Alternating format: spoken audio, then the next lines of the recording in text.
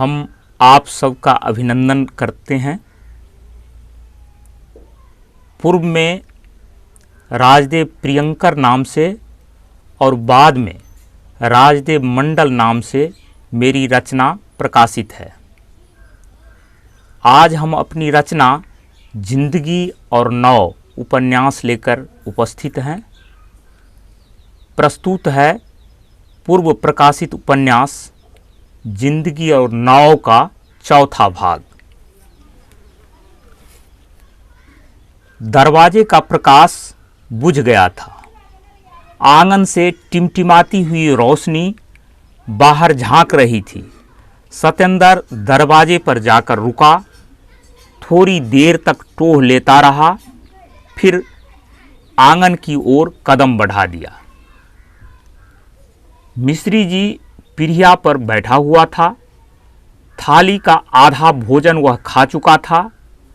अगला कौर उठा ही रहा था कि सत्येंद्र ने आवाज़ दी, मिश्री चाचा, चाचा जी क्या कर रहे हैं? मिश्री जी के मुंह के अन्न को चबाकर निकल गया। फिर 2 घूंट पानी पीकर मुंह को साफ किया। सत्येंद्र है रे, कौन ऐसा जरूरी कार्य है जो इतनी रात को पहुंचे हो? सत्येंद्र ने पैर में लगे कीचड़ को दूब पर साफ किया, फिर ओसारे पर जाकर बैठ गया। कुछ देर तक चुप्पी साधे रहा। उसे तारतम्य में फंसे देखकर मिश्री जी बोले, अरे कुछ बोलोगे तब न समझूंगा। देखिए चाचा जी, पिताजी की हालत बहुत खराब है। दवा के लिए पैसे का प्रबंध कहीं नहीं हो रहा है। कुछ कीजिए, नहीं तो मैं पागल हो जाऊंगा। कहते हुए सत्येंद्र ने अपना दायां हाथ सिर पर रख लिया। मिश्री जी कुछ देर तक बहाने के विषय में सोचता रहा, फिर बोला, तुम्हारे लिए मैं कुछ जरूर करता, किंतु मजबूर हूं। सत्येंद्र और नज़दीक आ गया। कुछ कीजिए चाचा जी, वरना मैं कहीं का नहीं रहूंगा। मेरी मजबूरी को समझने का प्रयास करो सत्तो। मेरे पास मात्र 300-400 रुपये थे, जिसे कल ही मैंने अपने भतीजे को दे दिया। अभी तो मेरे पास फूटी कौड़ी भी नहीं है।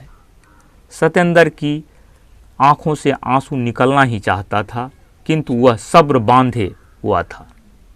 अगर आप नहीं दीजिएगा तो किसी से दिलवाने का प्रयास कीजिए। बड़ी आशा लेकर आपके पास आया था चाचा। किससे दिलवाने का प्रयास करूं?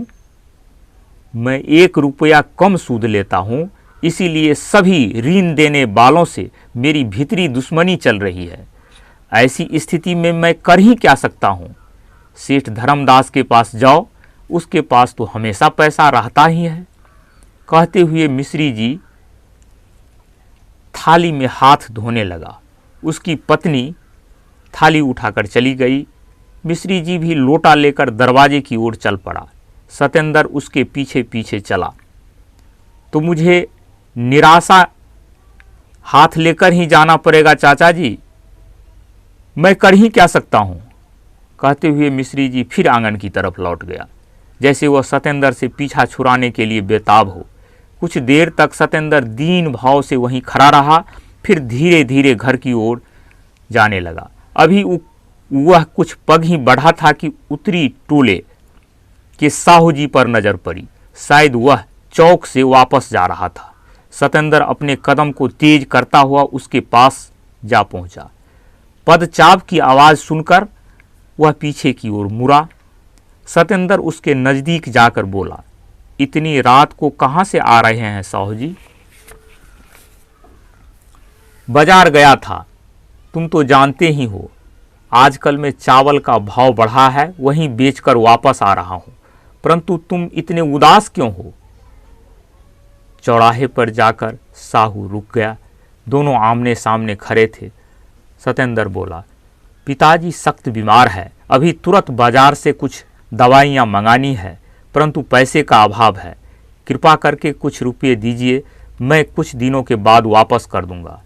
साहू जी कुछ मिनट तक सोचता रहा, फिर अपनी सफाई पेश की। देखो भाई, चावल का दाम तो मुझे मिला नहीं, 4 दिनों के बाद चावल का दाम मिलेगा। कहते हुए वह जेब में रखे रुपये को नज़र बचाकर हाथ से स्पर्श किया और बोला, तुम तो जानते ही हो कि इतनी रात को मैं रुपया पैसा लेकर कहीं आता जाता नहीं हूँ। देखो, किसी दूसरे आदमी के पास जाओ, कुछ बंदोबस्त हो जाए। कहता हुआ साहू जी अपने टोले की ओर चल पड़ा। सतेंद्र अंधेरे में कदम बढ़ा रहा था।